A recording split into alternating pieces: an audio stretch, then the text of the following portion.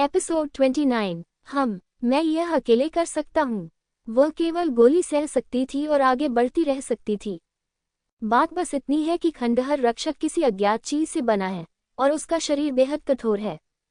हालांकि झाओ शिमाई की भाला शैली बेहद शक्तिशाली है, लेकिन ये कभी भी रक्षा को नहीं तोड़ सकती। और खंडहर रक्षक के पास न केवल अद्भुत रक्षा है, बल्कि भयंकर और तेज हमले भी हैं। यहाँ तक कि झाओ शिमाई जैसा दानव भी इस खंडहर रक्षक का कुछ नहीं बिगाड़ सकता। जहाँ तक फैंग चेन का प्रश्न है, जो अपने पीछे से ही तमाशा देख रहा था, उसने अपनी आत्मा आकाश दानव आंख खोली और खंडहर संरक्षक को देखता रहा। भले ही वे पहले 2 स्तरों में उत्तीर्ण हो गए हों, लेकिन दूसरों के लिए इसके बारे में सोचना बहुत कठिन होगा। छिपे हुए अवसर के अंतिम स्तर के रूप में, यदि वह इसे केवल लड़ाई शक्ति से पारित कर सकता था, तो उसे पहले 2 स्तरों में इतना फैंसी नहीं होना पड़ता। मुझे विश्वास नहीं होता। झाओ शिमाई क्रोधित लग रहा था। उसके पीछे की गली की आभा फूट पड़ी। भाला, गति, प्रवेश और विस्फोट के 4 दाव चरित्र दिखाई दिए। एक पल में झाओ शिमाई की ताकत बढ़ गई। एक ही गोली से वार किया। उसने वास्तव में खंडहर रक्षक को सीधे बाहर कर दिया। न केवल ये शॉट, बल्कि बाद की लड़ाइयों में झाओ शिमाई ने उसे कुचलना जारी रखा और उसे बार बार पीछे हटने पर मजबूर किया। अत्यंत कठोर खोल वास्तव में क्षति दिखाने लगा। ये लड़की बहुत ताकतवर है। फैंग चेन का मुंह थोड़ा सा फड़क उठा।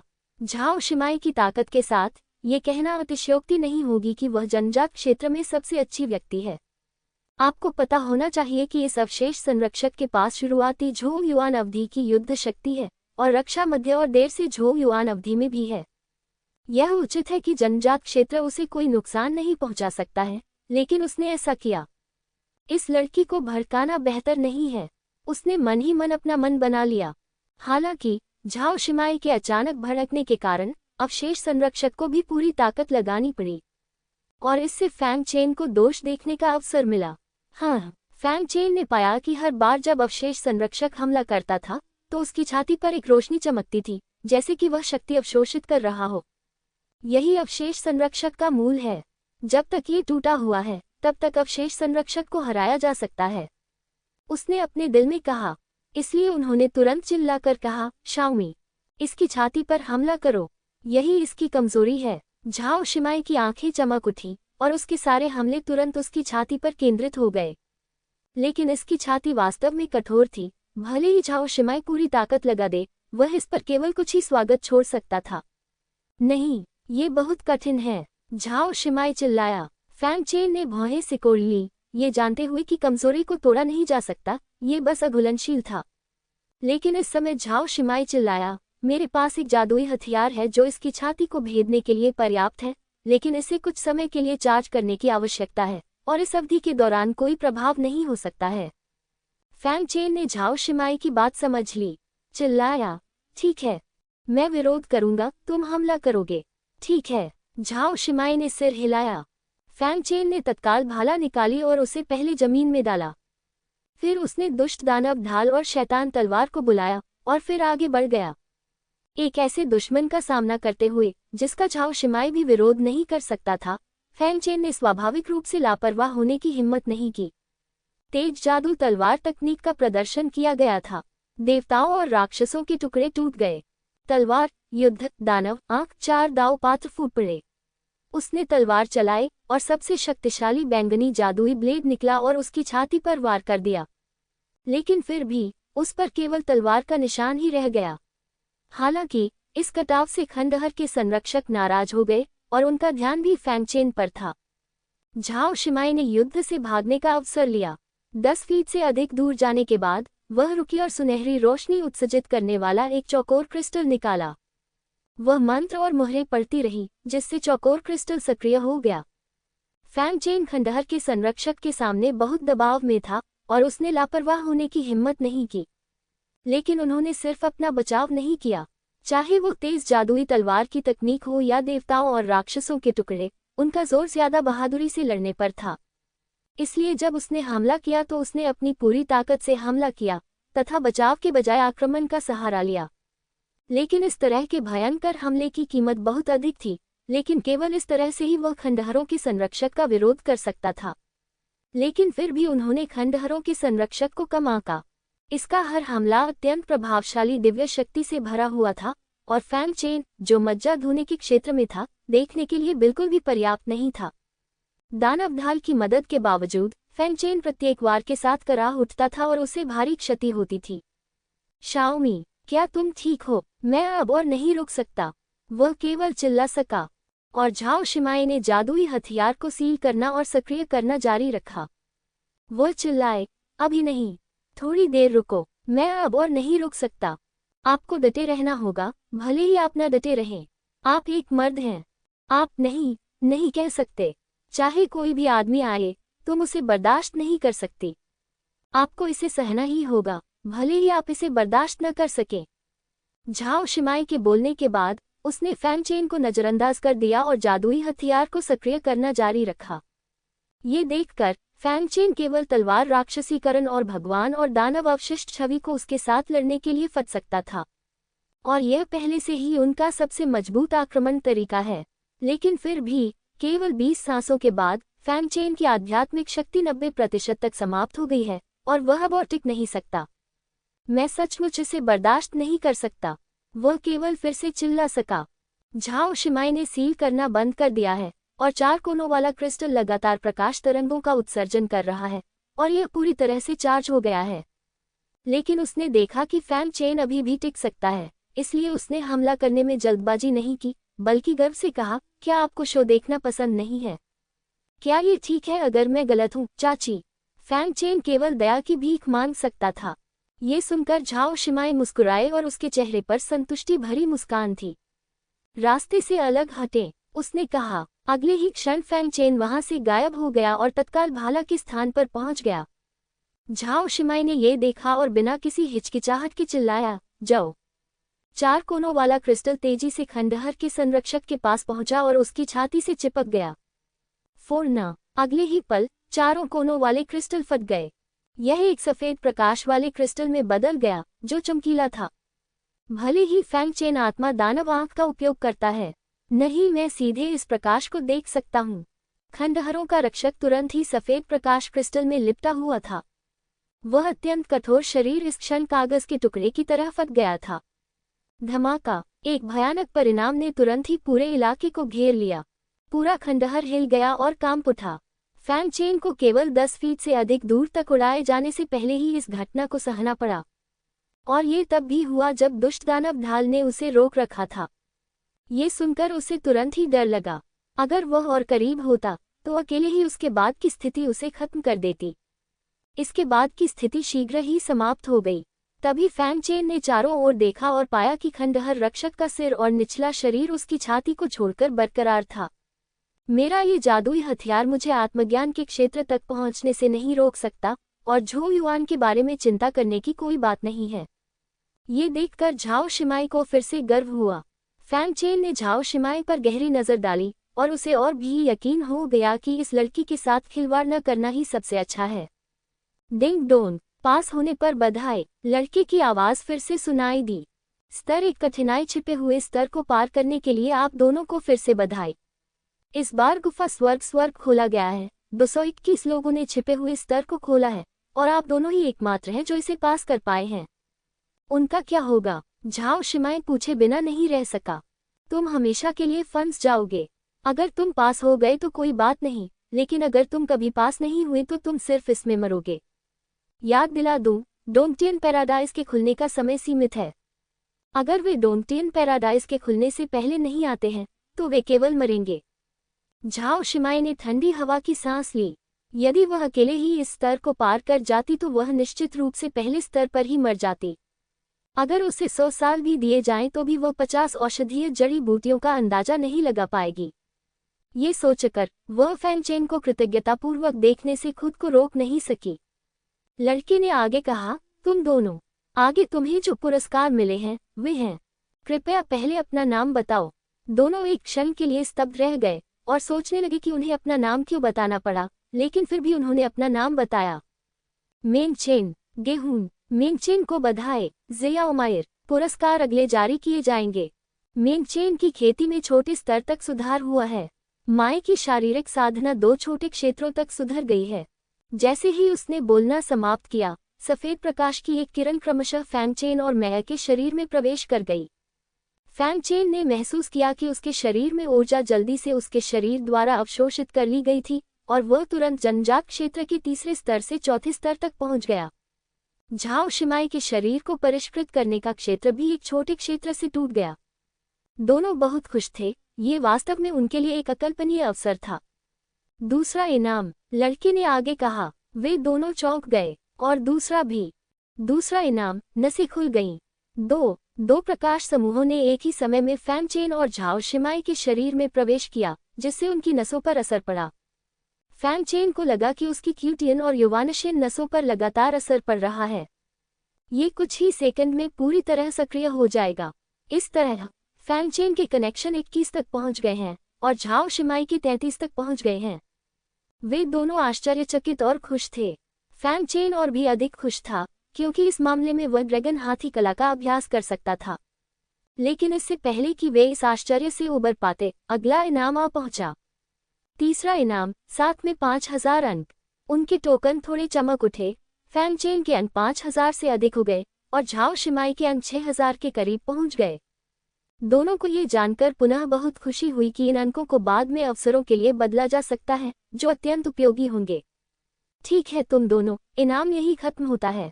मैं तुम दोनों को विदा करता हूँ, लड़के ने कहा। अगले ही क्षण उन्हें टेलीपोर्ट कर दिया गया और वे पिछले महल में वापस आ गए। इस समय केंद्र में टूटी हुई जगह की मरम्मत कर दी गई है और ऐसा लगता है जैसे कुछ हुआ ही नहीं। झाओ शिमाई ने फैंगचेन से पूछा, आपकी आगे क्या योजना है?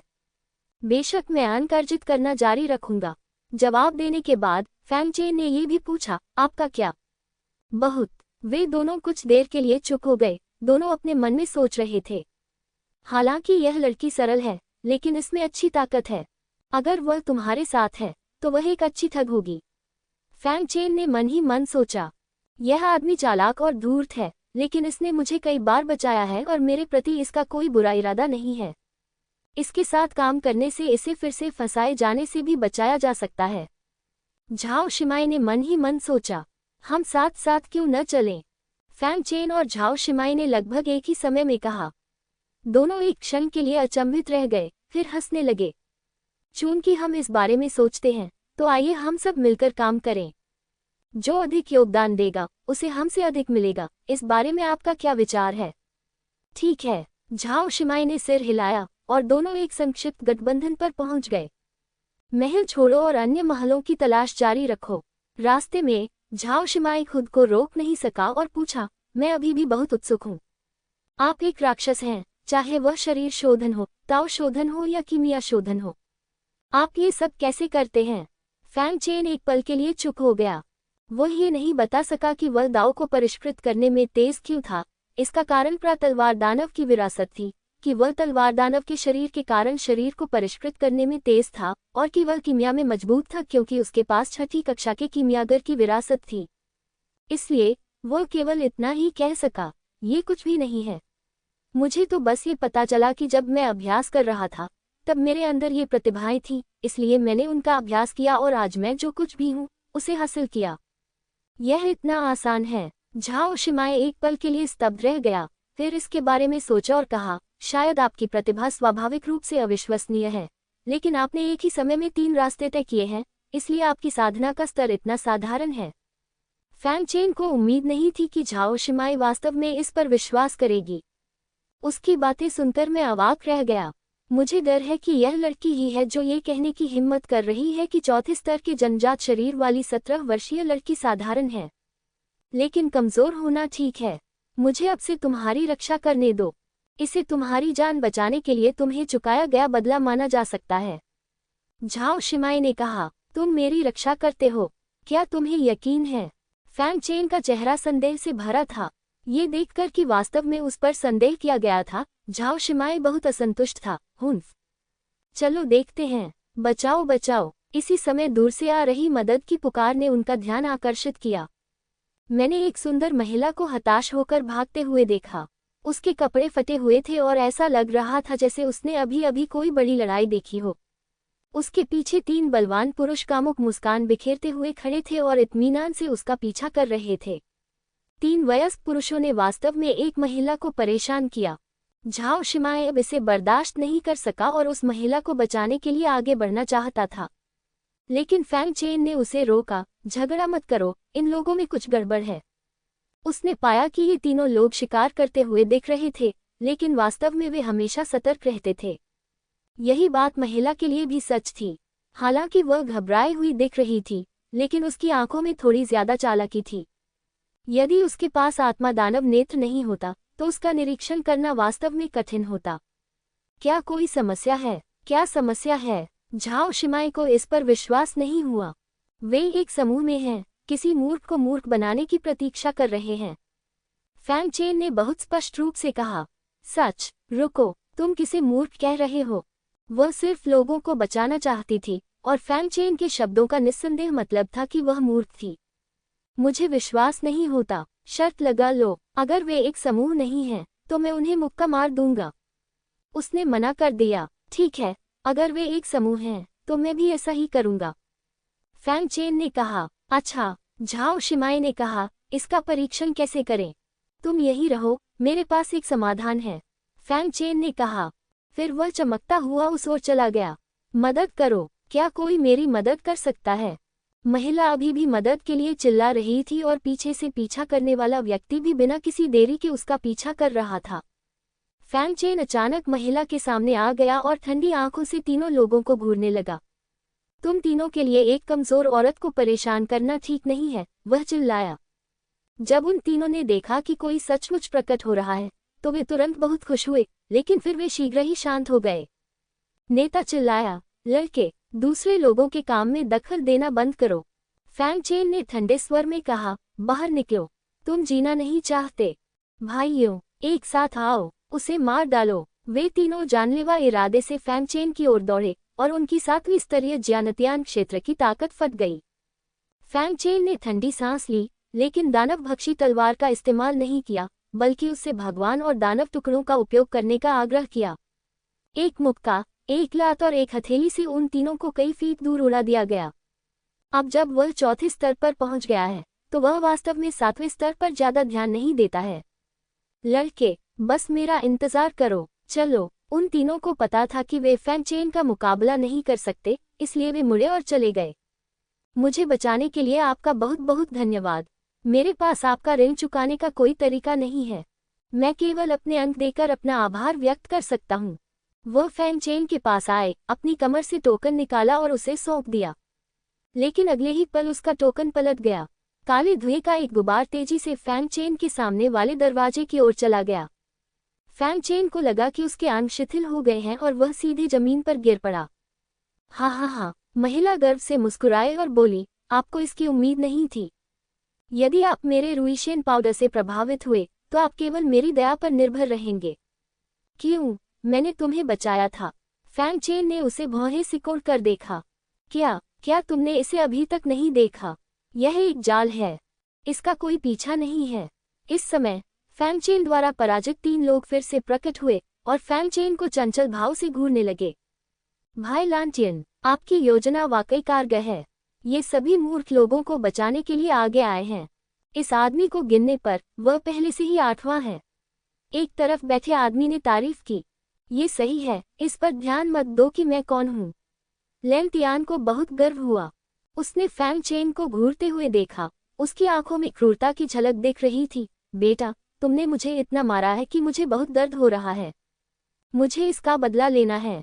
भाई, क्यों न उसका खून ही काट दिया जाए। बगल में खड़े आदमी ने भयावह मुस्कान के साथ कहा।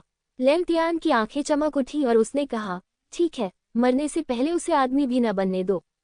महिला ने प्यार से मुस्कुराते हुए कहा, भाई, आप बहुत बुरे हैं। लेंटियान उदास होकर मुस्कुराए, एक खंजर निकाला और फैंग चेन के पास आई। चिंता मत करो, मैं तुम्हें एक चाकू से नहीं मारूंगा। मैं तुम्हें बता दूंगा कि जीवन मृत्यु से भी बदतर है। ऐसा कहने के बाद उसने ठंडी रोशनी उत्सर्जित करने वाला खंजर लिया और फैंग चेन के जीवन रथ की ओर वार किया। तथापि खंजर बीच में ही रुक गया और एक कदम और आगे नहीं बढ़ सका। फैंग चेन को 2 उंगलियों से खंजर की धार पकड़े देखा गया। लेंटियान ने चाहे जितनी भी कोशिश की, वह उसके करीब नहीं आ सका। ये कैसे हो सकता है? लेंतियान की आंखें चौड़ी हो गई और उसके चेहरे पर अविश्वास झलकने लगा। अगले ही पल फैंगचेन ने अपनी उंगलियां जोर से दबाईं। उसने वास्तव में 7वें स्तर के नश्वर खंजर के ब्लेड को आधा तोड़ दिया और उसे लेंतियान के शरीर पर फेंक दिया। एक पल में लेंतियान अब एक आदमी नहीं रहा। तीव्र दर्द और अत्यधिक भय के कारण लेंतियान ने अपने हाथ से खंजर फेंक दिया और चिल्लाता रहा, मेरा ये चला गया। फैंगचेन का रुकने का कोई इरादा नहीं था और उसने सीधे लेंतियान लिंगगाई पर हथेली से प्रहार किया, जिससे उसका सिर फट गया। लेंतियान का शरीर थोड़ा कांप उठा और फिर वह जमीन पर गिर पड़ा। फैंगचेन ने शेष 3 लोगों को ठंडी निगाहों से देखा। महिला को यकीन नहीं हुआ, ये कैसे संभव है? तुम्हें मुझसे चोट लगी है? नर्म भगवान पाउडर, ये कैसे ठीक हो सकता है? माफ करना, मैं सभी जहरों से प्रतिरक्षित हूँ, फैंगचेन ने ठंडे स्वर में कहा। उसके शरीर में जहरीली राक्षसी ऊर्जा है, तो वह इस तथाकथित नर्म भगवान पाउडर से कैसे डर सकता है? दौड़ना। दोनों व्यक्तियों को पता था कि वे फैंगचेन का मुकाबला नहीं कर सकते, इसलिए वे मुड़कर भाग गए। फैंगचेन ने जमीन से 2 पत्थर उठाए और पूरी ताकत से उन 2 आदमियों पर फेंका। पत्थर गोलियों की तरह थे। वे ध्वनि अवरोध को तोड़कर सीधे 2 लोगों के सिर पर जा लगे। धप! दोनों व्यक्ति जमीन पर गिर पड़े और उनके सिर में सीधा छेद हो गया। धमाका! ये दृश्य देखकर महिला डर के मारे जमीन पर गिर पड़ी। दोनों पत्थर उसके दोनों ओर से गुजर गए और हवा के बहाव से ही उसे मौत का खतरा महसूस हुआ। मुझे मत मारो, प्लीज। जब तक तुम मुझे नहीं मारोगे, मैं तुम्हारी सेक्स गुलाम बन सकती हूँ। मैं सेक्स की कला बहुत अच्छी तरह जानती हूँ। मैं निश्चित रूप से मालिक को संतुष्ट करूंगी। वह जमीन पर घुटनों के बल बैठ गई और फैंगचेन को दयनीय दृष्टि से देखने लगी, जिससे लोगों को उस पर दया आ गई। यह अफसोस की बात है कि उसकी मुलाकात फैंगचेन से हुई। टकराना। फैंगचेन को उससे एक शब्द भी कहने की इच्छा नहीं हुई और एक और पत्थर निकला, जो सीधे महिला के सिर में जा लगा। महिला अविश्वास में अपनी आंखें चौड़ी करके देखती रही। वह अपनी शक्ल और फिगर को लेकर बहुत आश्वस्त थी और उसे लगता था कि फैंगचेन उसे कभी नहीं मारेगा। लेकिन फैंगचेन की निर्दयता और निर्णायकता उसकी उम्मीदों से कहीं अधिक थी। प्लॉप! वह नाराजगी और पछतावे से भरी हुई अपनी आंखें खोलकर फैंगचेन को घूरती रही, लेकिन अंत में वह असहाय होकर जमीन पर गिर पड़ी और अपनी जान गंवा बैठी। फैंगचेन द्वारा उसे मार दिए जाने के बाद उसके चेहरे पर थोड़ी शांति लौटी और उसने पूछा, कैसा है? झाओ शिमाई थोड़ा असंतुष्ट होकर मुंह बनाते हुए वहां पहुंचे, लेकिन वह फिर भी फैंगचेन के सामने चली गई और बोली, मैं हार स्वीकार करने को तैयार हूँ, चलो। ऐसा कहने के बाद उसने अपनी आंखें कसकर बंद कर ली, भौहें सिकोड़ ली और फैंगचेन के उसे मारने का इंतजार करने लगी। उसका प्यारा रूप देखकर फैंगचेन थोड़ा मुस्कुराया, अपना हाथ बढ़ाया और उसके माथे को हल्के से सहलाया। झाओ शिमाई ने मूल रूप से एक मुक्का खाने की योजना बनाई थी, लेकिन उसने उम्मीद नहीं की थी कि फैंगचेन उसे हल्का मुक्का मार देगा। उसकी बड़ी बड़ी आंखें खुल गईं और वह आश्चर्य से फैंगचेन को देखने लगी। फैंगचेन ने थोड़ा मुस्कुराते हुए कहा, यह सिर्फ एक शर्त है, इसे ज्यादा गंभीरता से मत लो। लेकिन वह मन ही मन सोच रहा था, तुम्हें मारा, मुझे नहीं पता कि इसके बाद तुम मुझे कितने घूंसे मारोगे।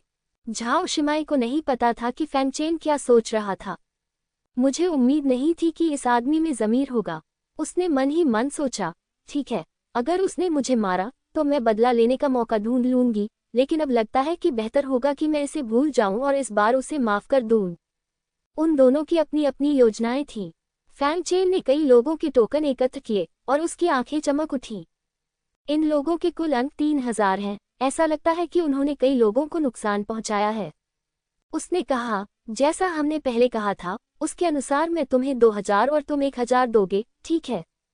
हालांकि झाओ शिमाई ने कोई कदम नहीं उठाया, फिर भी उन दोनों को वो देना पड़ा जो उन्हें देना चाहिए था। कोई समस्या नहीं, झाओ शिमाई को स्वाभाविक रूप से कोई आपत्ति नहीं थी। दूसरी ओर महल का द्वार धीरे धीरे खुला और सफेद कपड़े पहने एक सीधा सादा आदमी बाहर आया। महल के प्रवेश द्वार पर पहले से ही तियान्यू दिव्य संप्रदाय के कई अनुयायी प्रतीक्षा कर रहे थे, और जब उन्होंने उस व्यक्ति को देखा तो उन्होंने तुरंत उसका सम्मानपूर्वक स्वागत किया। भाई लुओ, इस हॉल में आने का अवसर मिलने पर बधाई। एक व्यक्ति ने सिर झुकाया। सफेद वस्त्र पहने यह व्यक्ति लुओ शियू था, जो तियान्यू दिव्य संप्रदाय की प्रतिभाशाली सूची में दूसरे स्थान पर था। उसने थोड़ा भौहें सिकोड़ी और ठंडे स्वर में कहा, क्या फैंगचेन अभी तक नहीं मिला है?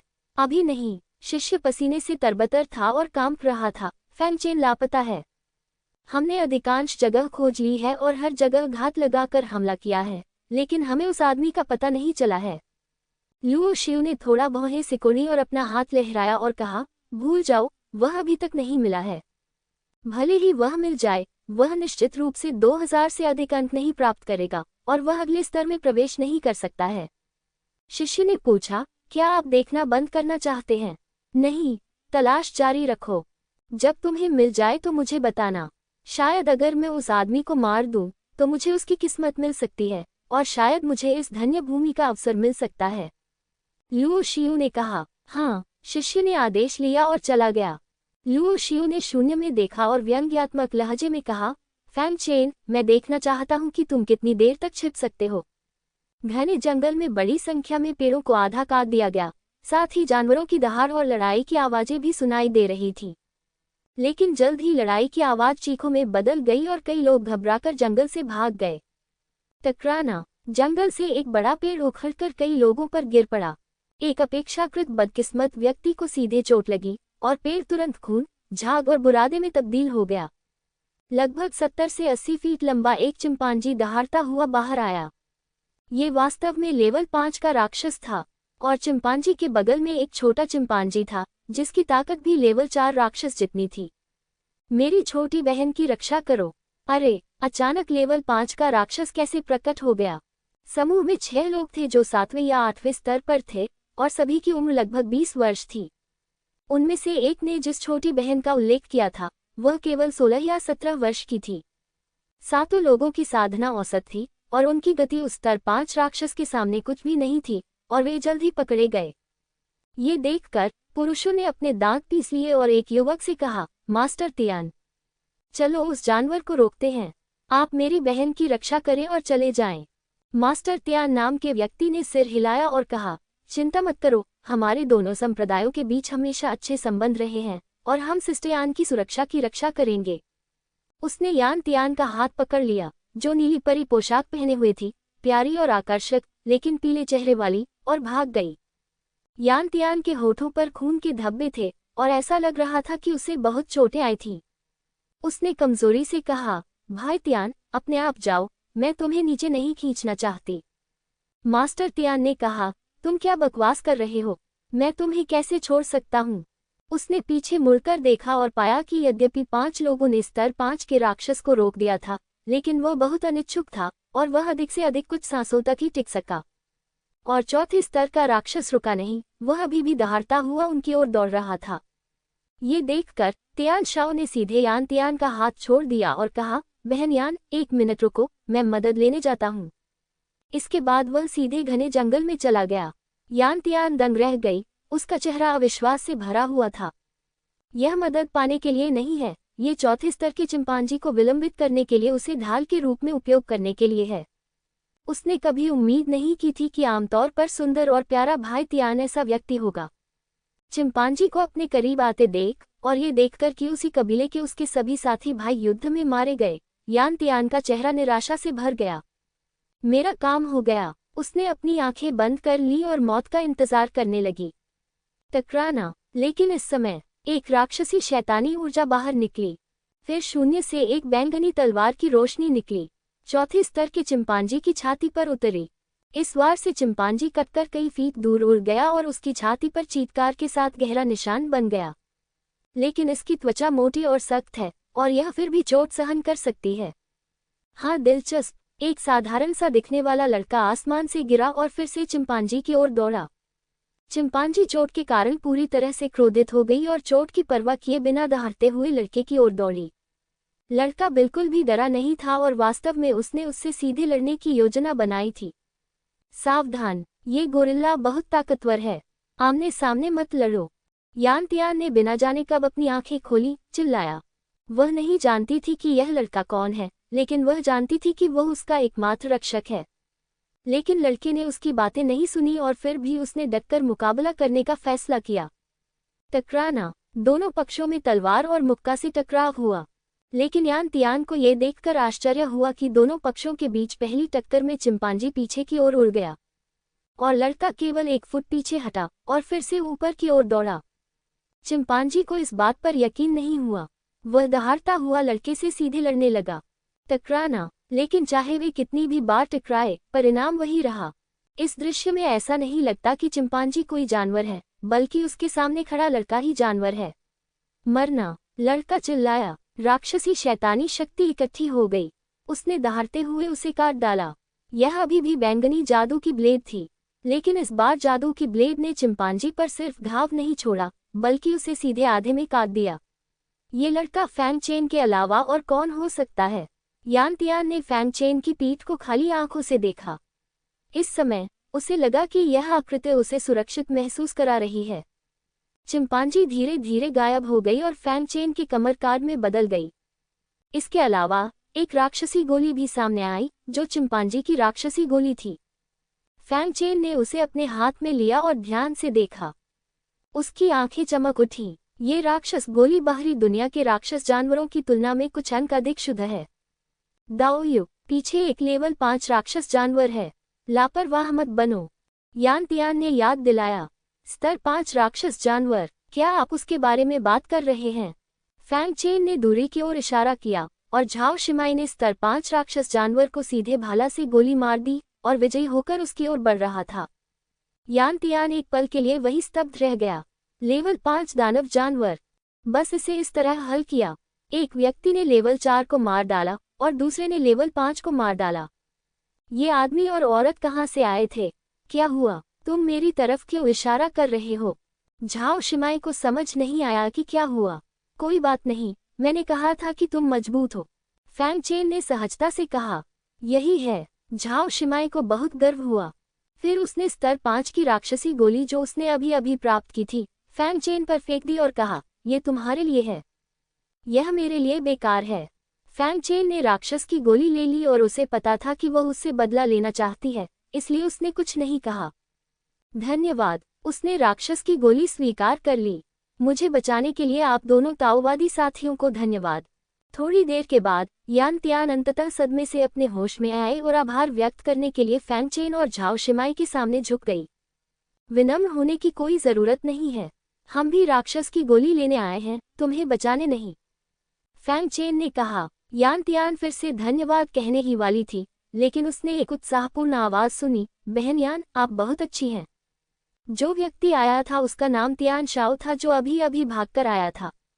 उसके बगल में 4 या 5 लोग थे, जो सभी 8वें या 9वें स्तर पर थे। ये सभी उसके संप्रदाय के अनुयायी थे। भागने के रास्ते में उसे ये लोग मिल गए, इसलिए वह उन्हें वापस ले आया ताकि देख सके कि कहीं कोई लीक तो नहीं पकड़ सकता। आखिरकार यान तियान और अन्य लोगों के पास अभी भी उनके टोकन में बहुत सारे अंक थे, जिन्हें बर्बाद नहीं किया जा सकता था। लेकिन उसे उम्मीद नहीं थी कि यान तियान अभी भी जीवित होगा। तियान शाओ को देखकर यान तियान का चेहरा अचानक उदास हो गया। अब उसमें सामान्य प्रशंसा और निकटता नहीं दिख रही थी। उसने ठंडे स्वर में कहा, क्या तुम भाग नहीं गए थे? तुम वापस क्यों आए? तियान शाओ जोर से हंसा, यान तियान को छोड़ने के लिए किसी भी अपराध बोध के बिना। इसके बजाय उसने ईमानदारी से कहा, जूनियर सिस्टर यान, क्या मैं अपने साथ लोगों को नहीं लाया? उसने फैंग चेन की तरफ देखा और उसके हाथ में राक्षस की गोली देखी। उसकी आंखें अचानक चमक उठी और उसने फैंग चेन को घूरते हुए कहा, बेटा, मैं तुम्हें बहन यान को बचाने के लिए राक्षस की गोली और तुम्हारे हाथ में अंक दूंगा, और फिर बाहर निकल जाओ।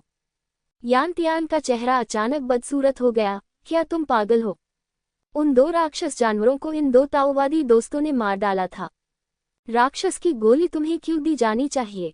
तियान शाओ ने थोड़ा भौहें सिकोड़ी और कहा, बहन यान, आप क्या बकवास कर रही हैं? अगर चिंपांजी को हमने गंभीर रूप से घायल नहीं किया होता, तो ये दोनों लोग उसे मार नहीं पाते। इसका सारा श्रेय मुझे जाता है। चुप रहो। यान तियान को अब केवल तियान शाओ से घृणा थी।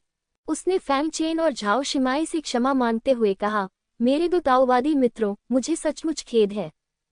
फैंग चेन ने यहाँ ऐसे लोगों के साथ समय बर्बाद करने की योजना नहीं बनाई थी और झाओ शिमाई के साथ जाने की योजना बनाई। लेकिन तियान शाओ ने उदास भाव से लोगों को सीधे उन्हें रोकने के लिए प्रेरित किया। लड़के, मैं तुम्हें आज्ञाकारी ढंग से राक्षस की गोली छोड़ने की सलाह देता हूँ। क्या तुम जानते हो कि मैं कौन हूँ? मैं शेनडोंग क्षेत्र में बेतियन संप्रदाय के नेता का शिष्य हूँ। यदि तुम आज राक्षस की गोली नहीं छोड़ते, तो मैं तुम्हें शेनडोंग क्षेत्र में जीवित रहने में असमर्थ बना दूंगा। फैंग चेन की आंखों में ठंडी रोशनी चमक उठी। क्या तुम मुझे धमकी दे रहे हो? मैं तुम्हें न केवल धमकी दे रहा हूँ, बल्कि आदेश भी दे रहा हूँ।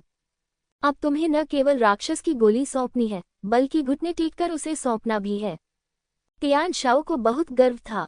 उसके यहाँ 7 या 8 लोग थे, इसलिए वह स्वाभाविक रूप से फैंग चेन और अन्य लोगों से नहीं डरता था। कच, लेकिन अगले ही पल एक तलवार की रोशनी उसके सामने आई और सीधे उसकी कमर काट दी। फैंग चेन ने ठंडे स्वर में कहा, मुझे धमकी देना पसंद नहीं है, और मुझे आदेश देना भी पसंद नहीं है। प्लॉप, तियान शाओ जमीन पर गिर पड़ा, अपने कटे हुए निचले शरीर को, उससे बहते खून और आंतों को देखकर चिल्लाने लगा। दूसरे लोग भी दंग रह गए। उन्हें उम्मीद नहीं थी कि फैंग चेन ऐसा करने की हिम्मत करेगा। उनमें से बहुत सारे थे। तभी तियान शाओ और अन्य लोगों को होश आया। तियान शाओ को मारने की तुम्हारी हिम्मत कैसे हुई? तुम्हारा अंत हो गया। उसे मार डालो, तियान शाओ का बदला लो। वे दहाड़ते हुए आगे बढ़े। फैंग चेन तो नहीं हिला, लेकिन उसके बगल में झाओ शिमाई हिल गया। वह हाथ में भाला लेकर भीड़ में घुस गई और जैसे ही भाले की छाया नाचने लगी, कई लोगों की छाती छिद गई। मात्र 2 सांसों में ही वे सभी उसके भाले के नीचे मर गए। इस समय तियान शाओ का चेहरा पीला पड़ गया था और वह मौत के कगार पर था। उसने क्रूर नजर से फैंग चेन को देखा। बेतियान संप्रदाय तुम्हें कभी जाने नहीं देगा।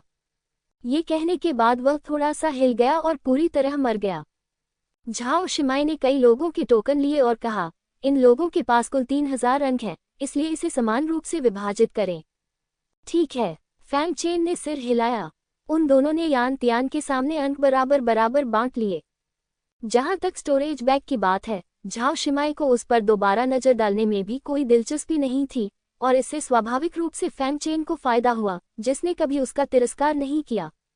लेकिन झाओ शिमाई ने इसे तुच्छ समझा। मैं कहता हूँ, ये भंडारण बैग सभी जियानेटियन क्षेत्र से है, कितनी अच्छी चीजें हो सकती हैं। ये केवल समय की बर्बादी है।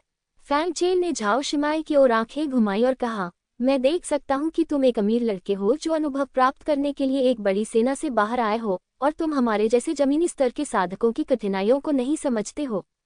ये चीजें स्वाभाविक रूप से तुम्हारे लिए कुछ भी नहीं है, लेकिन हम साधकों के लिए, उन्हें एक आत्मा पत्थर के लिए विनिमय करना एक लाभ है।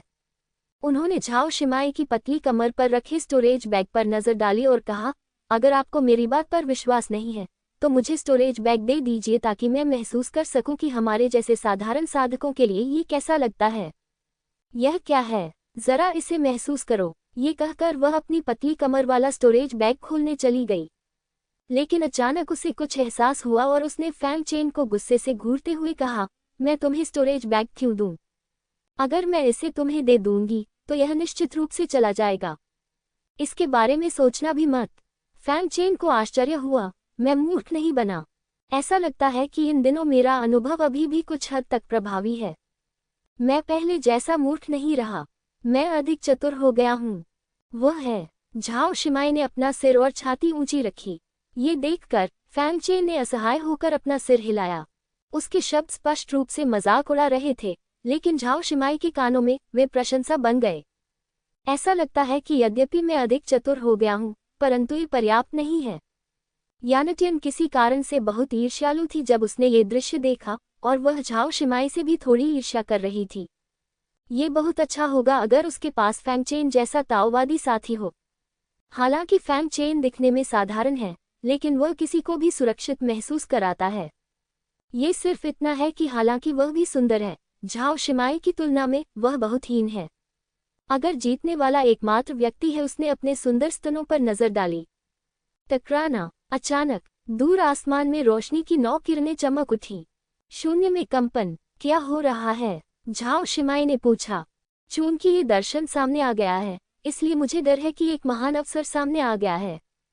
फैंग चेन ने कहा। Ding dong. लड़के की आवाज फिर से गूंजी। बहुत खुशी। पहले स्तर पर सबसे बड़ा अवसर, ज्यूडिंग का अवसर सामने आया है। इस अवसर के कई अंक हैं। एक खजाना भी सामने आ रहा है। सभी को इसके लिए लड़ना चाहिए।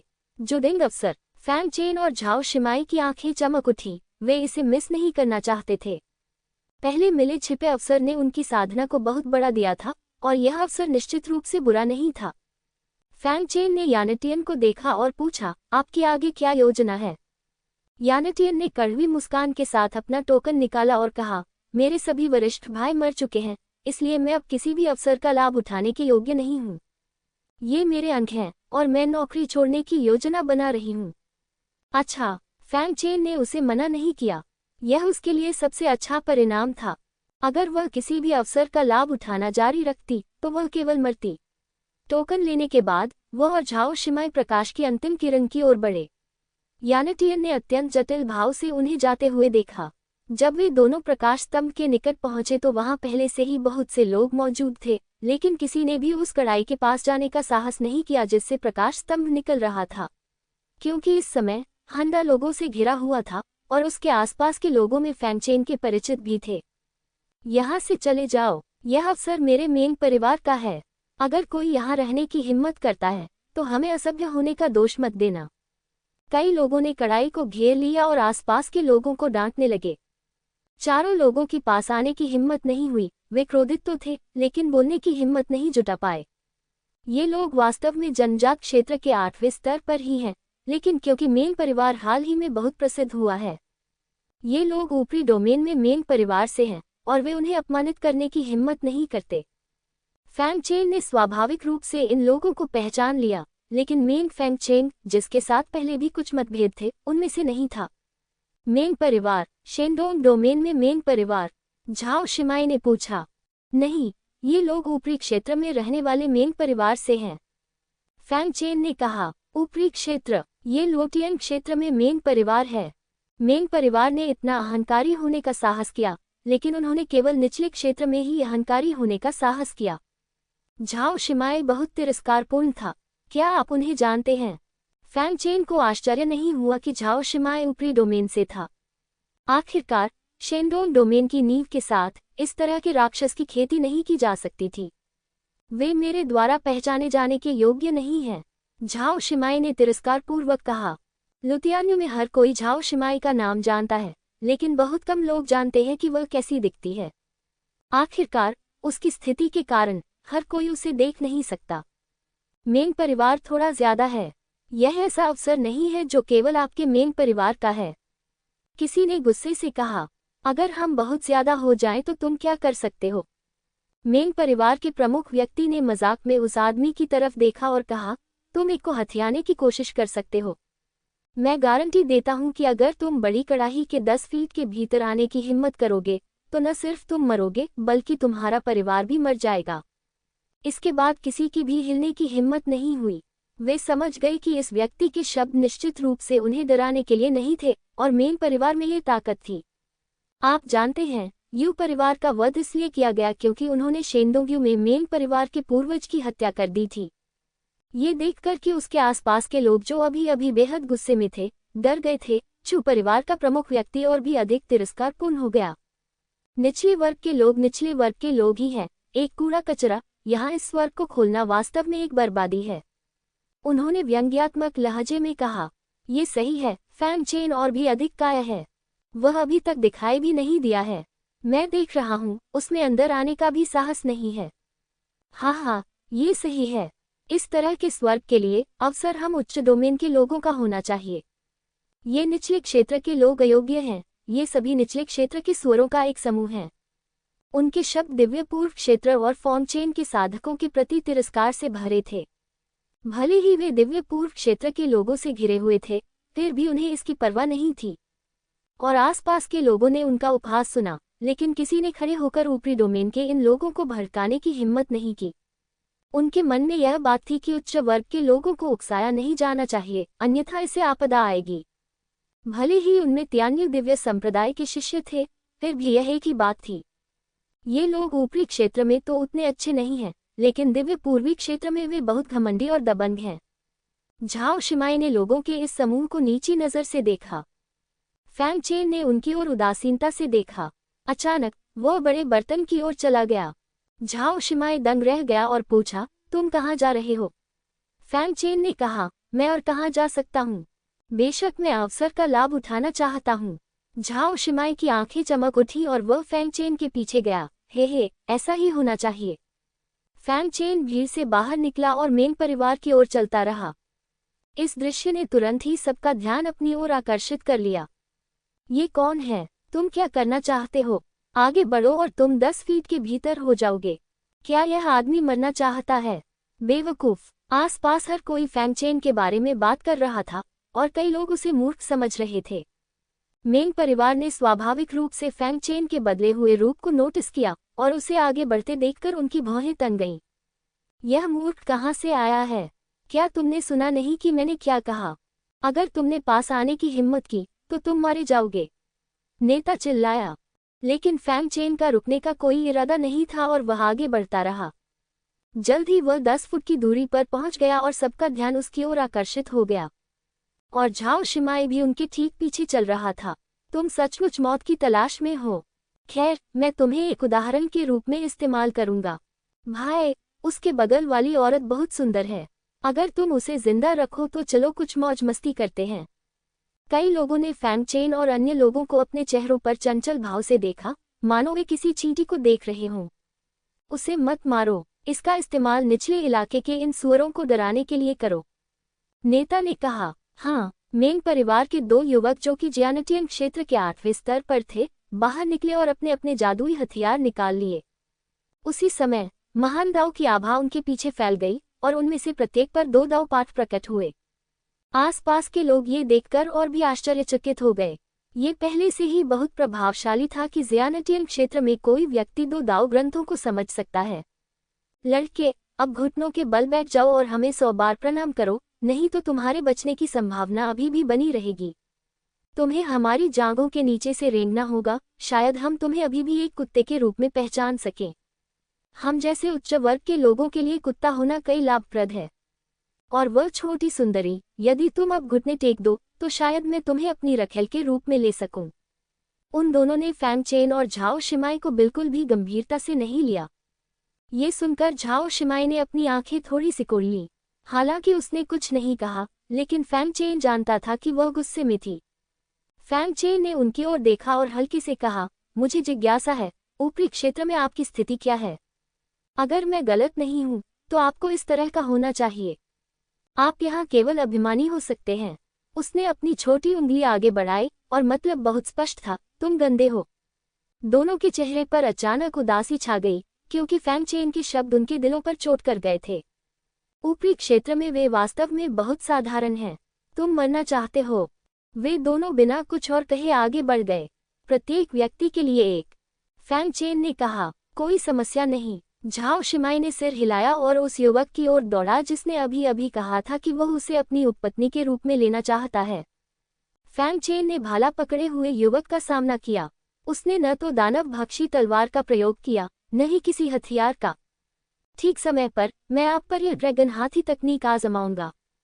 उन्होंने पहले ही ड्रैगन एलिफेंट तकनीक का पहला स्तर देख लिया था और उनकी वर्तमान समझ के साथ पहले स्तर का अभ्यास करने में कोई समस्या नहीं होगी।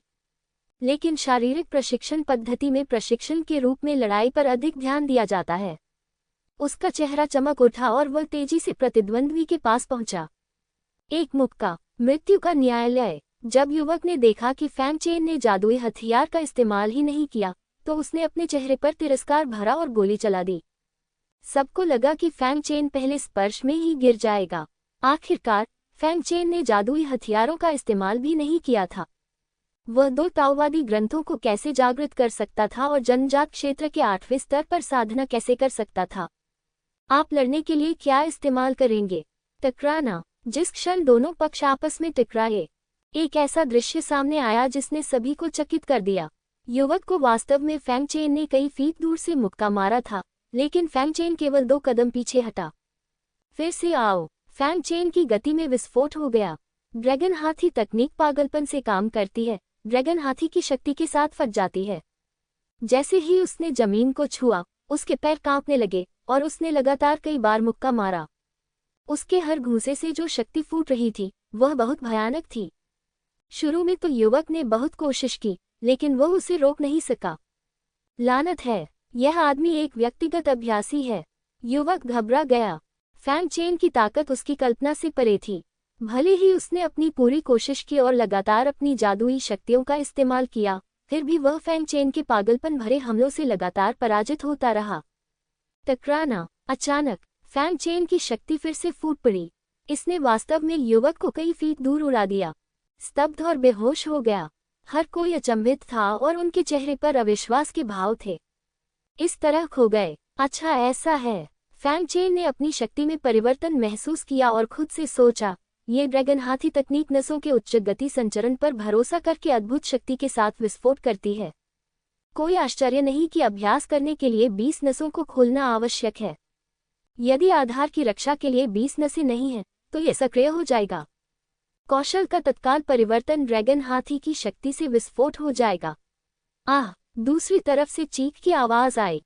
फैंग चेन ने देखा कि झाओ शिमाई के हाथ में भाला युवक की जांघ पर लगा था, जिससे जांघ अचानक खून से लाल हो गई। वहां मौजूद सभी लोगों को अपनी जांघों में कंपन महसूस हुआ। इस झटके से युवक का दूसरा भाई निश्चित रूप से खूनी झाग में तब्दील हो जाएगा। झाओ शिमाई ने ठंडे स्वर में कहा, क्या तुम मुझे उपपत्नी के रूप में नहीं लेना चाहती हो? अब तुम्हें भी उपपत्नी के रूप में लिया जा सकता है।